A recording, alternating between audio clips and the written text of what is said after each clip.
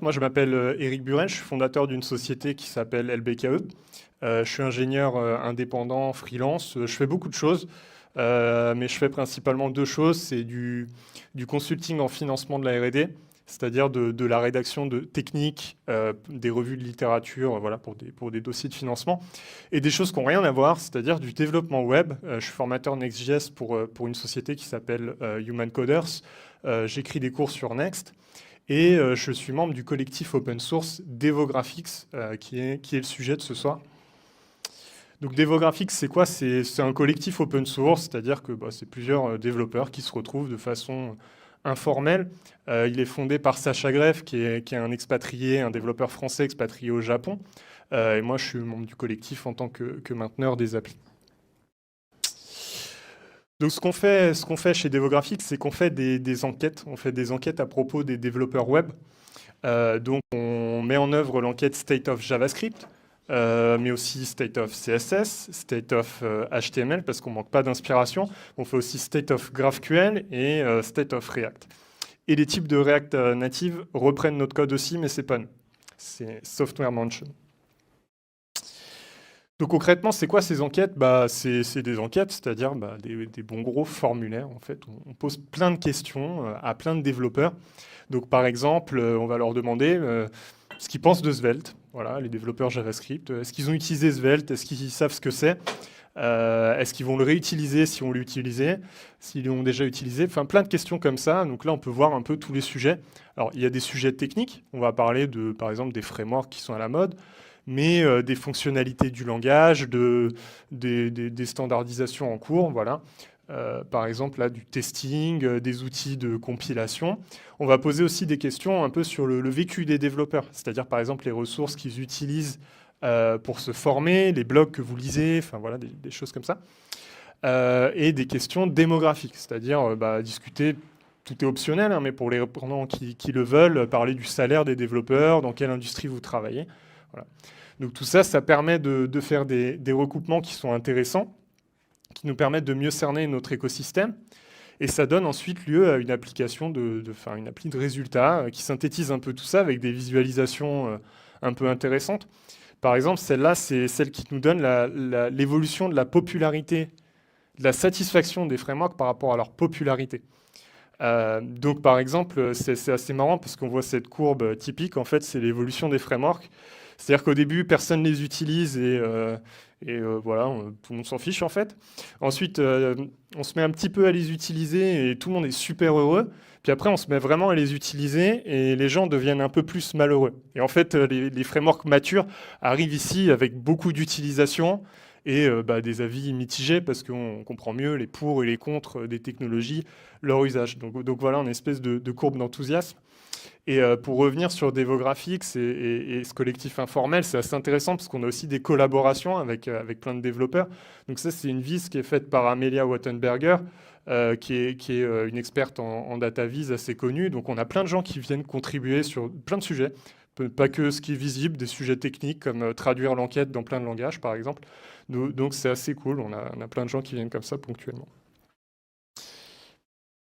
Et ces enquêtes, elles ont un impact réel sur l'écosystème. C'est ça aussi qui est intéressant. C'est pas juste une enquête des résultats. Il y a aussi une continuité. Ces résultats, ils sont exploités par des gens ensuite en aval. Donc, par exemple, les résultats du state of HTML, du state of CSS, ils sont vraiment scrutés par les organes de standardisation du langage. Donc, par exemple, Interop qui définit ensuite les fonctionnalités. Bon, là, ils se sont demandé, sur cet exemple, par rapport au state of CSS, ils se sont demandé si les développeurs adoptaient effectivement les unités un peu nouvelles qui sont introduites en CSS pour mesurer des éléments, par exemple, par rapport à la taille de la fenêtre. En fait, ils ajoutent tout un tas de fonctionnalités comme ça, et c'est un peu compliqué, parce qu'ils doivent se mettre d'accord entre navigateurs, entre entreprises assez différentes. Donc, avec ces enquêtes, on leur permet d'avoir des données sur ce qu'en pensent les développeurs, qui ne sont pas parfaites, mais sur quelques milliers de répondants qui permettent de situer un peu des tendances. Donc maintenant, je vais vous parler un peu de l'architecture technique qui est sous-jacente pour qu'on revienne sur le code. D'abord, un peu au niveau. Le monorepo, c'est un mono unique. repo, dépôt, c'est-à-dire que notre code, il est structuré sous la forme d'un dépôt de code unique avec toutes nos applications. Parce qu'en fait, pour faire tourner une enquête, il faut quand même plusieurs applis web. Typiquement, là, on peut les voir. Donc, par exemple, bah, on a l'application de résultats qui restitue les résultats avec les data visualisation. On a Survey Form, c'est le formulaire d'enquête qui est une appli Next dont on va parler un peu plus en détail tout à l'heure. Mais aussi, on a une API back-end. On a nos pages d'accueil. Bon, mine de rien, sur un petit formulaire comme ça, bah, on a rapidement plusieurs sites web qu'il faut faire tourner. Et donc, on les structure comme ça dans une seule base de code unifiée. On a aussi quelques scripts et du code partagé.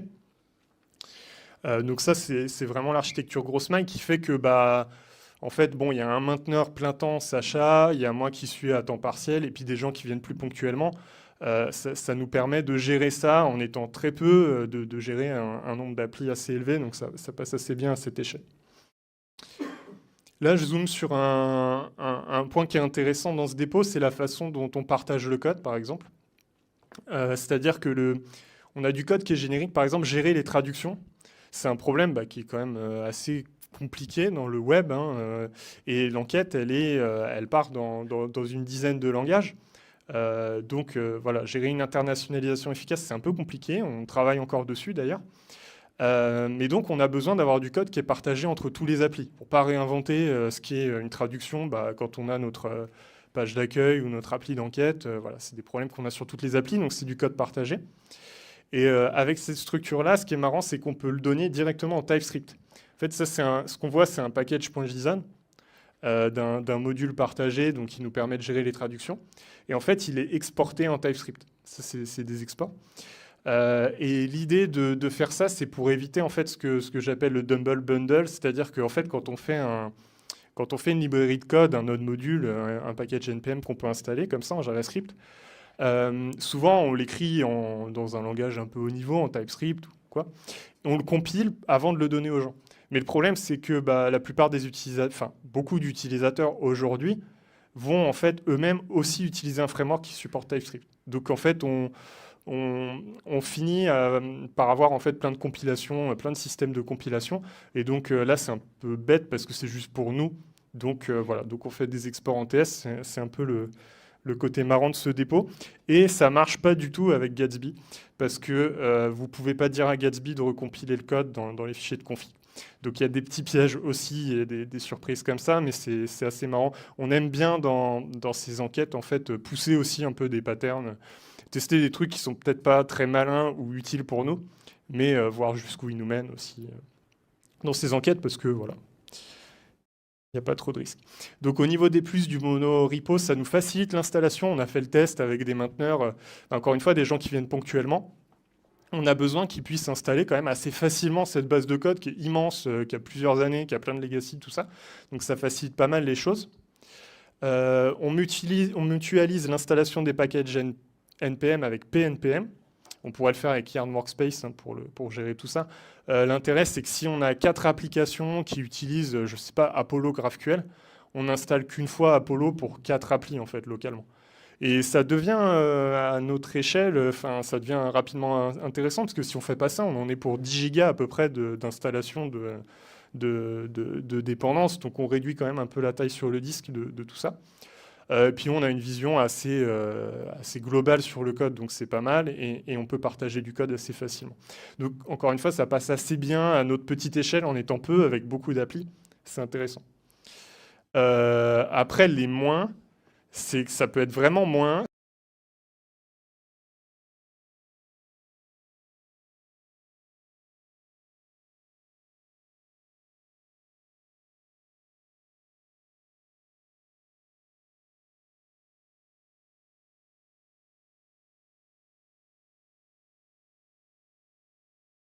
Le monorepo, on peut toujours le casser assez facilement, en fait, créer d'autres dépôts. On n'est pas vraiment bloqué. Mais on en a eu un avec Apollo GraphQL qui a duré 1 an parce que leurs exports n'étaient pas corrects. Enfin, leur config était un peu bizarre, en fait, sur package JSON, et ça cassait toutes les applis, donc il fallait patcher. Et c'est spécifique au runtime. On va parler de runtime tout à l'heure. Il y a un sous-entendu quand même que c'est censé fonctionner pour Node.js. Parce que des outils comme Yarn, PNPM ont été conçus à une époque où il n'y avait que ça. Et par exemple, sur Dino, c'est une discussion ouverte. Donc en creusant un peu le sujet, les gens ont dit, bah non, il suffit de mettre toutes ces applis dans le même code, ça marche. Mais en fait, pour le faire efficacement, c'était encore un peu en discussion. Donc je ne sais pas du tout comment ça marche si on a du code qui est sur plusieurs runtimes. Nous, on le fait un tout petit peu, mais dans le cas simple de ce qu'on appelle la runtime edge dans Next, c'est en gros du JS pur. Si on a du JS pur qui peut marcher dans le web aussi, on arrive à le gérer. Mais côté back, on suppose quand même Node.js. Donc ça, c'est notre architecture globale. Maintenant, on zoome un petit peu sur le survey form, donc une appli Next.js. On va se rapprocher un petit peu de Next. Donc c'est notre appli d'enquête. Donc le problème qu'on a, c'est que on va avoir 100 000 personnes, chiffre un peu exagéré. On est à plusieurs dizaines de milliers, ça dépend des années, mais on s'y approche. Peut-être que dans un an, ce sera bon. On doit leur faire répondre à plusieurs dizaines de questions, chiffre pas tellement exagéré, parce qu'on essaie de limiter les questions, mais on se retrouve vite avec plusieurs dizaines. Ça 4 fois par an, parce qu'on fait JS, HTML, CSS séparément, donc il y a déjà minimum 3, puis après React, GraphQL, on va peut-être rajouter Node.js ou Backend, IA, enfin bref, on va avoir plein de gens qui répondent. Tout ça sans s'ennuyer. Parce que je suis quand même en train de vous parler, enfin vous êtes venu ce soir quand même parler d'un gros formulaire. C'est pas, a priori, si je vous avais parlé d'un Google Form, enfin, vous n'auriez pas trouvé ça très marrant. Donc on veut rendre ça attractif. Du coup, on bosse beaucoup nos composants, les composants qui permettent de répondre aux formulaires, au point que des gens se filment, des youtubeurs se filment en train de répondre aux formulaires. Enfin, encore une fois, imaginez un type en train de se filmer pendant qu'il remplit ses impôts ou des Google Forms de sondage. Enfin, ce serait très bizarre. Donc ils se filment et les gens regardent. Il y a des centaines de vues sur une vidéo comme ça. Et il a fait ça pour toutes les enquêtes et il y a des centaines de vues pour chaque enquête. Donc c'est génial. Il a presque plus de gens qui voient par contre que de gens qui nous répondent. Mais voilà, on progresse. Donc là, celui-là, on était assez content de celui-là. On l'a introduit récemment.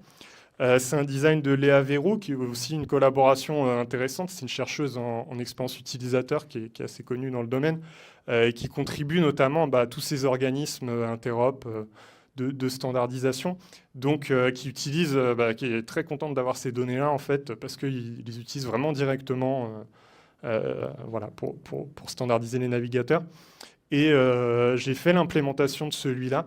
Donc en gros, c'est simplement un champ qui permet de faire des réponses texte. Et en fait, plus on répond et plus il y a des champs qui apparaissent, quoi. C'est une liste infinie. C'est bien parce que ça nous permet de répondre, par exemple, aux points de difficulté et aux points de souffrance concernant JavaScript.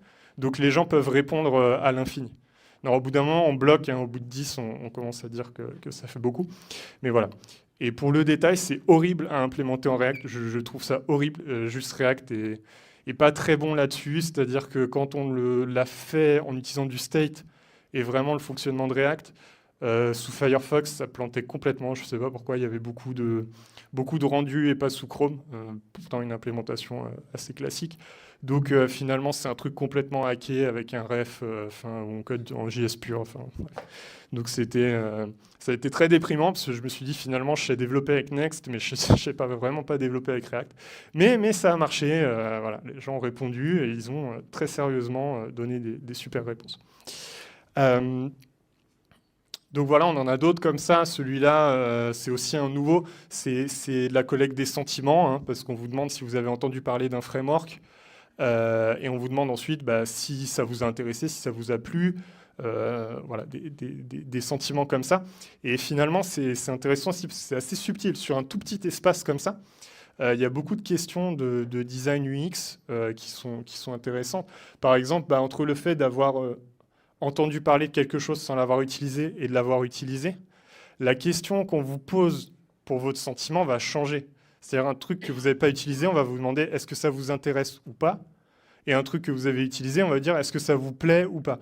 En fait, rapidement, ces trucs-là, en termes de structure de données, de traduction, quand on doit le traduire en 20 langages, quand on doit se dire attention, il y a des trucs que les gens ne peuvent pas l'avoir utilisé parce que c'est une fonctionnalité qui n'est pas encore dans les navigateurs. Donc on peut juste dire, voilà, en théorie, ça vous intéresse ou pas. Donc il y a pas mal de subtilités. C'est aussi un design de Léa et de Sacha qui ont itéré 50 000 fois sur un truc comme ça. Donc au final, ça donne des bons résultats parce qu'il y a des gens qui nous disent «Ouah, c'est super bien», enfin qui disent des gros mots carrément devant. Encore une fois, c'est un formulaire, hein. Imaginez le formulaire des impôts, qu'on lui dise «Ouais, c'est fucking fantastically design». Bon voilà. Donc on est assez fiers de ces résultats. Donc ça, c'est tout React. Alors pourquoi Next là-dessus? Bah, parce que Next, c'est une surcouche à React et c'est un peu un choix de facilité pour nous parce que ça reste une librairie qui est plus utilisée en volume. On a plus de librairies disponibles, qui est plus standard, qui est un peu aujourd'hui en gros, ce que les étudiants vont apprendre à l'école si on leur apprend un framework JS. Beaucoup de développeurs en reconversion, il y a beaucoup de filières de formation aussi. Donc on commence à arriver sur une techno assez mature en fait. Et ça se voit au niveau de l'écosystème, notamment de formation à la techno. Donc c'est un peu un choix par défaut. Bon, pas bon, je ne sais pas. Est-ce qu'il y a mieux? En tout cas, certainement. Est-ce qu'il y a pire? Oui, c'est sûr. Donc voilà. Donc on est sur une surcouche React, ce qui définit un peu ce choix. On est sur un framework full stack parce que mine de rien, bah, on a besoin, par exemple, quand vous répondez aux enquêtes, on vous permet de vous connecter pour retrouver vos réponses précédentes et pour vous identifier de façon unique. Donc on a besoin d'un petit peu de back-end, donc c'est sympa d'avoir un framework full stack. Et on a cette notion de rendu serveur. C'est aujourd'hui la techno qui a la plus grande flexibilité sur les mécanismes de rendu. Et justement, on va en parler un tout petit peu, on va creuser un petit peu là-dessus. Parce que si vous suivez ce qui se passe dans l'écosystème React, bon, c'est un peu spécifique, hein, désolé si vous êtes développeur Vue ou autre, bon, vous avez sûrement des problèmes similaires. Mais en gros, chez React, il y a eu beaucoup de débats avec Next React sur une nouvelle architecture qui s'appelle le App Router et les React Server Components. Donc là, je vais zoomer un peu sur ce problème technique. L'idée, c'est que vous avez peut-être déjà entendu parler de rendu statique.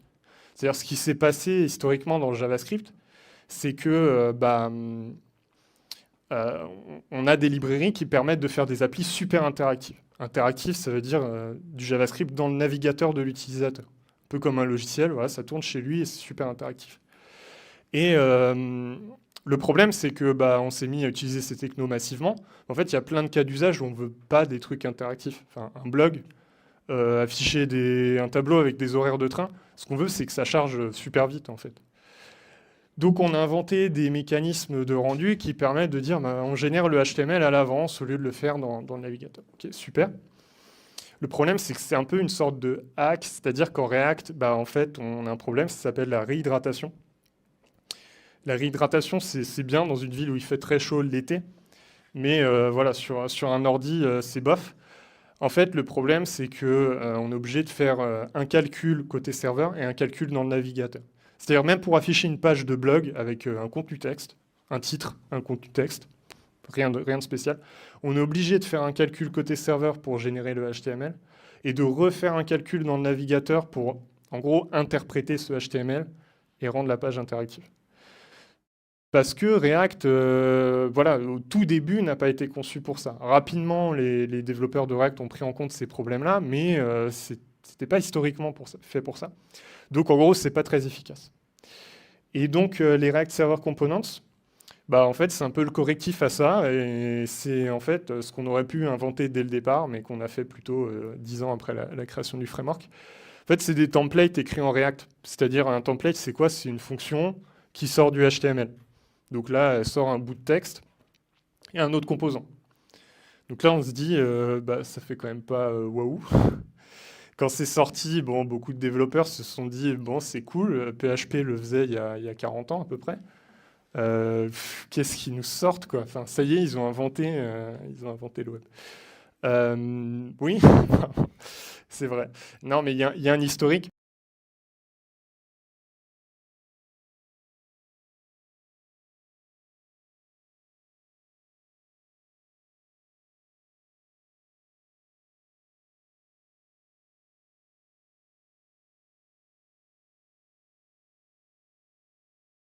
L'intégration avec les composants interactifs. C'est-à-dire que l'intérêt, c'est que ça reste du React. Donc, en fait, par exemple, ce petit template, il a quand même un truc qui n'est pas si inintéressant. C'est que là, il affiche un composant interactif. Un carrousel, par exemple, qui affiche des images et on clique et ça permet de faire défiler des images. Donc, un truc qui fonctionne avec du JavaScript côté client, qui a besoin de code dans le navigateur, et qui est affiché par, là, on a un bout de texte qui n'a pas besoin de JavaScript. Donc on arrive à faire coexister les deux. Et en fait, c'est ça qui les rend intéressants et très puissants. Donc en fait, quand on prend un template comme ça, en React, maintenant, il y a deux directions possibles. Ça, c'est un peu la nouvelle direction. C'est-à-dire, OK, j'ai un truc très basique.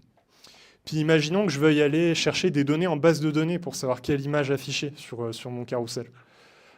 Du coup, en fait, je vais pouvoir le rendre asynchrone et je vais pouvoir appeler ma base de données directement. C'est un composant serveur.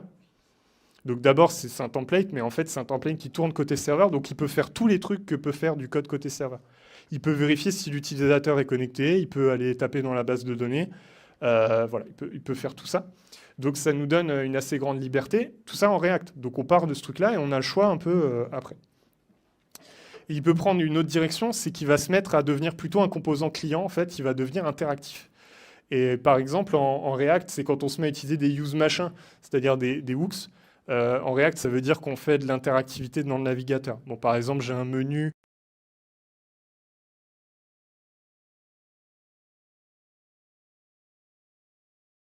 Voilà, pour ceux qui codent pas en React, donc c'est tous ces use machins. Ça veut dire que je suis dans le navigateur. Je repasse dans le monde des composants clients. Donc maintenant, on a vraiment ces deux directions possibles pour nos composants React de façon totalement intégrée. C'est-à-dire qu'on peut décider après. On peut se dire, bah tiens, il me faut des données de la base de données, ah bah je vais les chercher directement.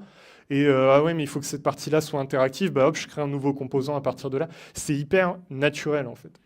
Et du coup, on part de quelque chose qui est optimal en termes de perf. Et ensuite, seulement on fait des compromis. On dit, bah ouais, mais non, je veux du JavaScript côté client pour avoir de l'interactivité, ou alors je veux des appels serveurs pour avoir des données côté serveur. On a ce choix-là. Donc là, par exemple, j'ai mis un exemple d'une vraie page tirée du State of JS pour revenir à l'enquête. C'est un peu un monstre. Ça, c'est typiquement un composant serveur. Là, il va aller chercher des données en base de données.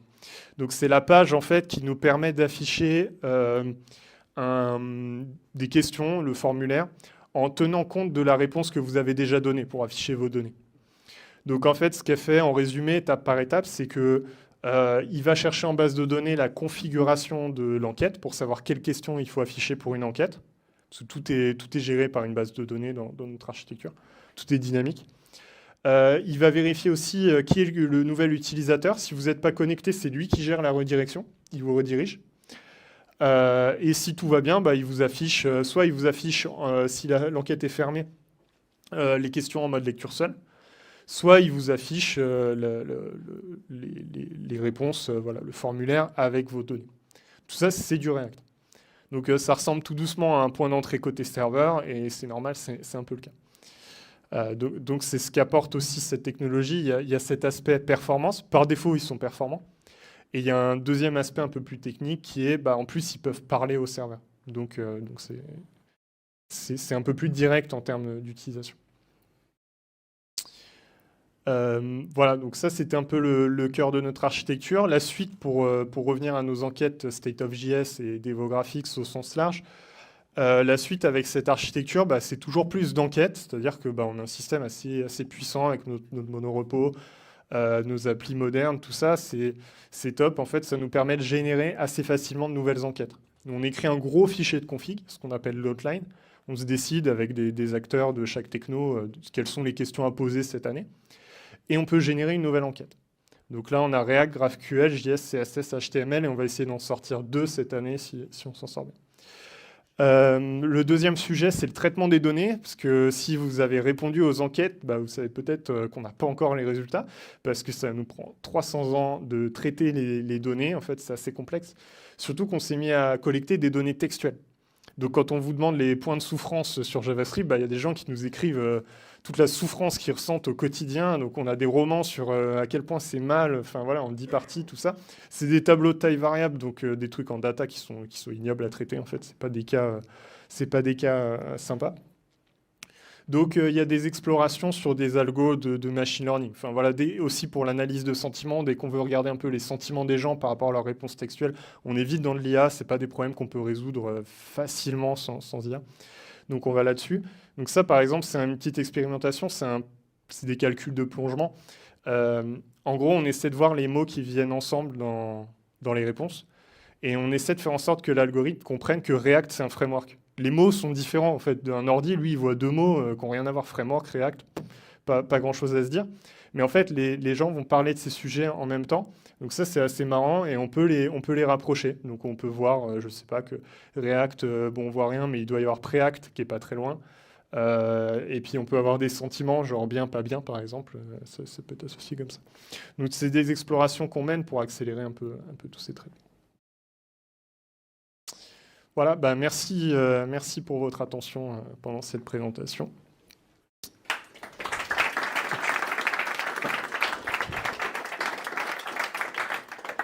Et si vous avez des questions, n'hésitez pas. Ouais. Ah, tiens, un micro, super. Ouais, moi j'en avais une, c'était un peu l'intérêt de Next.js par rapport au SEO, parce qu'en fait, moi j'avais entendu, du coup, c'est bien qu'on ait des pages rendues côté serveur pour le SEO, mais en fait, en recherchant un petit peu, j'ai vu aussi que maintenant Google, il arrive très bien à, comment dire, à d'abord voir, enfin, compiler le code JavaScript et voir ce qu'il y avait dedans. Donc en fait, est-ce que c'est vraiment très intéressant de Next.js à ce niveau-là en fait? Oui. Effectivement, il y a un peu un stéréotype que les moteurs de recherche sont pas capables de gérer le JavaScript, mais effectivement, comme Google a été lui-même acteur de ces single page applications, du passage où tout JavaScript, bah, ils étaient très conscients de ce problème, du fait que les applications aujourd'hui, elles ont besoin de JavaScript pour afficher quelque chose, c'est plus des pages HTML. Donc effectivement, il y a beaucoup de travaux sur les crawlers pour qu'ils soient capables de gérer des sites React en fait sans trop de problème. Maintenant, ça impacte quand même les performances. C'est-à-dire qu'il y a des métriques de performance qui vont quand même être améliorées, notamment ce qu'on appelle le time to first byte. Il y a un peu une fixation là-dessus. Le temps avant de recevoir la première donnée. Quand les calculs sont faits en amont, vous affichez, je sais pas, la page d'un article de blog, il est connu à l'avance, tout ça.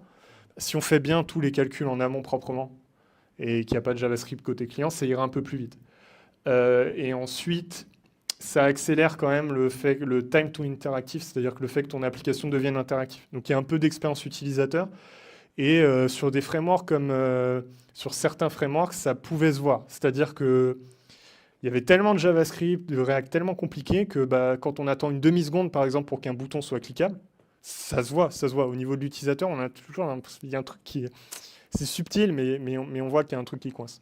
Donc on y gagne quand même à virer JavaScript pour des composants qu'on n'a pas besoin, quoi. Mais après, ça peut être, voilà, faut pas. Si ça coûte 100 000 euros de budget de changer un site qui marche très bien en React Server Component, c'est pas urgent non plus, quoi. Ouais.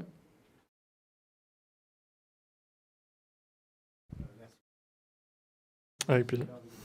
Pas du tout DevoGraphics. Moi, j'avais une question. Il y a pas mal de choses qui sont aussi résolues par le SSR, le Server Side Rendering. Et moi, j'ai jamais essayé les React Server Components. Et pourtant, ça se rapproche beaucoup. Je voulais voir votre ressenti justement par rapport à la différence des deux. Ouais. Alors en fait, le SSR, c'est un peu ce que je voulais dire sur l'aspect est-ce que c'est vraiment statique? C'est-à-dire que le SSR, c'est de dire, bon, voilà, j'ai un article de blog, je peux envoyer les données dans le navigateur, envoyer du JavaScript et laisser le navigateur générer la page. Ça, c'est le rendu côté client dans le navigateur. C'est ce qu'on fait en React, parce que React est fait pour ça, mais il est plutôt fait pour des applis, des logiciels, et pas des contenus comme ça affichés. Donc le rendu côté serveur, c'est de se dire, non, je vais faire ce calcul côté serveur, ça sera quand même plus sympa pour l'utilisateur. Mais le problème, c'est que sans les RSC, donc tu envoies ton HTML, mais il y a quand même un deuxième calcul de React qui doit aller lire, en gros, ton article de blog, vérifier que le HTML correspond bien, et qui fait un deuxième rendu. Voilà, c'est ça. Et donc, il y avait des calculs qui servent à rien. Et les calculs inutiles, au bout d'un moment, ça finit toujours, avec des applications assez complexes, ça finit toujours par peser sur l'utilisateur final. Donc les RSC évitent ce problème, tu as moins de calculs côté navigateur, et aussi, ils permettent ensuite, quand on prend le chemin, ce chemin asynchrone, il y a quand même un deuxième changement, c'est qu'ils permettent aussi de communiquer avec la base de données. Donc ça change, il y a un aspect perf, maintenant elles sont optimales, elles sont meilleures. Et il y a un aspect expérience développeur, c'est-à-dire qu'on peut avoir des composants React qui parlent à des bases de données. Donc ça, c'est aussi un gros changement à prendre en compte. Il faut garder en tête qu'il n'y a pas de composants React asynchrone en plus. L'asynchronisme côté client, c'est un peu bizarre. Mais donc voilà, on peut avoir des composants serveurs asynchrones comme ça. Il y a d'autres questions? Oui, j'avais une petite question vis-à-vis de l'AppRouter. En fait, j'ai vu que vous utilisiez du coup Next.js, l'AppRouter, etc. Donc potentiellement la dernière version de Next.js. Pareil avec les RSC. Aux dernières nouvelles, moi, ce que j'ai vu il y a quelques mois, c'était que c'était quand même encore expérimental. Que ce soit les AppRouters avec Next.js qui est sorti récemment ou les RSC. Est-ce que vous l'utilisez en prod? Du coup, j'ai l'impression que oui. Et est-ce que c'est vraiment si expérimental que ça ou est-ce que ça fonctionne bien maintenant? Ouais, on l'utilise en prod. C'est un projet open source, donc on se lâche un peu sur l'utilisation en prod de trucs expérimentaux. Donc c'est expérimental et on l'utilise en prod. C'est pas du tout incompatible, ça va très bien ensemble. Non, c'est expérimental. Moi, il y a aussi un détail dans le projet, c'est-à-dire que en termes de financement, c'est un projet aussi qui est un projet de recherche et développement interne à mon entreprise, donc, que je présente comme ça. Donc ce qui fait que je me concentre aussi sur justement aller prendre le truc le plus expérimental possible et le pousser en fait. Donc c'est volontaire, on va volontairement un peu au casse-pipe. Et du coup, est-ce que c'est expérimental? Est-ce que ça coince? Oui, méchamment. Enfin, il y a une friction assez énorme quand même. Déjà, les concepts sont pas forcément encore, étaient pas encore très clairs. Enfin, à un moment, la doc bouge beaucoup de Next. On a beaucoup envoyé de commentaires sur la documentation de comment gérer ça. Il y a encore des trucs qui sont expérimentaux. Par exemple, les layouts dans Next, c'est-à-dire maintenant on a des layouts donc réutilisés sur plusieurs pages, sont très bizarres. Ils ont des conséquences sur le choix de conception qui sont un peu bizarres. C'est-à-dire par exemple, on ne peut pas accéder à la requête de l'utilisateur dans un composant asynchrone. On peut pas avoir la requête HTTP, alors que c'est un peu bizarre, on est côté serveur dans le contexte d'une réponse à une requête, et donc on peut accéder qu'aux cookies. Donc pour connaître l'utilisateur courant, je peux utiliser les cookies, mais j'ai pas le chemin pour dire tiens, il a accès à cette page ou pas. J'ai pas accès au chemin. Donc il y a plein de trucs, et ça c'est juste un truc, sans compter les bugs, juste les bugs. Ça devrait marcher, ça marche pas sur des cas. C'est sur des cas plutôt subtils. On n'a pas eu de truc bloquant pour l'enquête. Mais voilà, pour une boîte qui a des enjeux financiers sur son appli, il vaut mieux tester que ça marche bien. Voilà. Et donc, en plus, il y a des nouveaux paradigmes aussi qui émergent avec le PPR qui sont encore eux officiellement expérimentaux et qui bug pas mal. Donc ouais, c'est... Voilà. Expérimental, c'est bon. Ouais. Merci Adrien. Eric.